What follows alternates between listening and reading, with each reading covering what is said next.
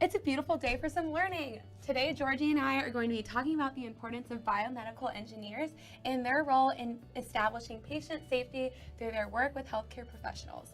Throughout this presentation, we're going to be highlighting some specific devices the biomedical engineers have created in order to help promote a safer space in the hospital environment and increase patient care. We're going to show you all today exactly why biomedical engineers are so important in this field, and hopefully people in Dr. Allen's class will be inspired to also participate in this class. Let's get started. Biomedical engineers identify risks to patient safety and promote safe technology through human factors engineering. A more actual definition of human factors engineering is recognizing the limitations of human performance and developing products to overcome these limitations.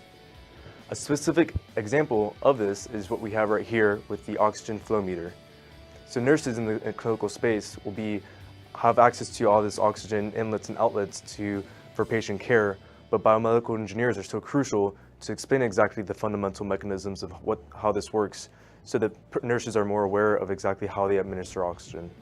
So here with this diagram, we have this needle right here that actually calibrates with the flow control knob to determine the amount of inlet oxygen flowing in. And then you have the flow control knob that actually is being turned through the nurse's administration. And then oxygen outlet through oxygen outlet flow through here, and then oxygen inlet flow through here.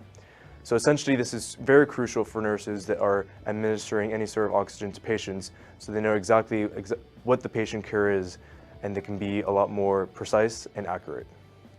Creating safer devices with the help of technology goes hand in hand with creating a blame-free work environment. One way you can achieve a blame-free work environment is using open and honest conversation, just like how these healthcare workers are doing right now. But we're all human and we know that accidents can happen. But rather than panic when it does, it's important that mistakes and errors are reported as soon as they're noticed so that their effects can be actively adjusted and monitored. Healthcare organizations use failure modes and effect analysis to study medical errors and determine what processes are needed to be changed to prevent similar mistakes from happening again. Whoa, getting checked for moles is no joke. Melanoma is the most deadly form of skin cancer, and sorting out the dangerous moles from the ordinary is particularly difficult because it's impossible to know for sure which moles are good without an invasive surgical biopsy. Today, dermatologists have help in making the right call with a handheld tool approved by the FDA for multispectral analysis of tissue. The Mila Find optical scanner is not for definite diagnosis, but it can give additional information a doctor can use in determining whether or not to order a biopsy. The goal of this device is to reduce the number of patients left with unnecessary biopsy scars, while also eliminating the cost of an unnecessary procedure. The Mila Find technology uses missile navigation technologies that were originally used by the Department of Defense to optically scan the surface of a suspicious mole at 10 electromagnetic wavelengths. The collected signals are processed and using heavy-duty algorithms are then matched to a registry of over 10,000 digital images of melanoma and skin disease. Ouch! Diabetes self-care is a pain, literally. It requires constant blood draws for glucose testing, daily insulin shots, and increased risk for infection from all the poking. Most people use continuous glucose monitors and insulin pumps in order to make this complicated process simpler. But monitors and pumps don't completely remove the need for skin pricks and shots. But Ecotherapeutics is developing technologies that will replace poking with a patch. The company is working on a Transdermal Bio Sensor that reads blood analytes through the skin without drawing blood. This technology involves using a handheld electronic toothbrush-like device that removes enough top layer skin cells in order to put a patient's blood chemistry within a signal range of a patch-borne biosensor.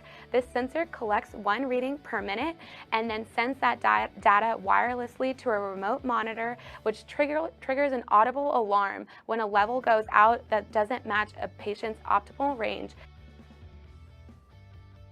Jeez Louise. Look at that heart connected with all those wires and balloons. Here we have a transcatheter aortic valve that was implanted into the patient. The neat thing about this gadget is that it's a life-saving alternative to open heart surgery for patients who need a new valve but can't endure the rigors of a surgery. For example, those over the age of 65 and those with a previous heart condition would be perfect candidates. This bad boy can be installed into a patient through the femoral artery, which can be accessed through a small cut near the ribcage. The technology uses bovine tissue to actually expand the arterial valve and allow for the sucker to slide into the aortic valve. This device basically allows patients to endure a less invasive surgery and be able to leave the hospital quicker so they can go back to Netflix and chilling the next very day. Now we're going to go segue into another hot topic in biomedical engineering, sensitivity. Sensitivity in biomedical engineering technologies are all relative to the specific application of interest. On the screen, we have a receiver operating characteristic curve, or an ROC curve. In this curve, the true positive rate, sensitivity, is plotted in function of the false positive rate, 100 minus sensitivity, for different cutoff points of parameter. Each point on the ROC curve represents a sensitivity specificity pair corresponding to particular decision threshold. The area under the curve is a measure of how well a parameter can distinguish between two diagnostic groups, disease or normal. On the further end of the screen, we have the results of a particular test in two populations. One population with the disease, true positive, and the other population without the disease, true negative. For example, the sensitivity and specificity of your body temperature is not as sensitive because it can be measured within 4 significant figures. But a severely diabetic patient has a high sensitivity rate for their glucose measurements because even the smallest fluctuation at the millimolar scale can cause a fatality. As a result, the technologies used to measure this glucose and keep diabetic patients accountable is also highly sensitive and can result in a lot of false alarms. As you can see from our presentation, biomedical engineers work with a variety of healthcare professionals to ensure that medical devices and procedures are safe for patients. Without biomedical engineers, we wouldn't have defibrillators, EKGs, medical imaging, or even pacemakers.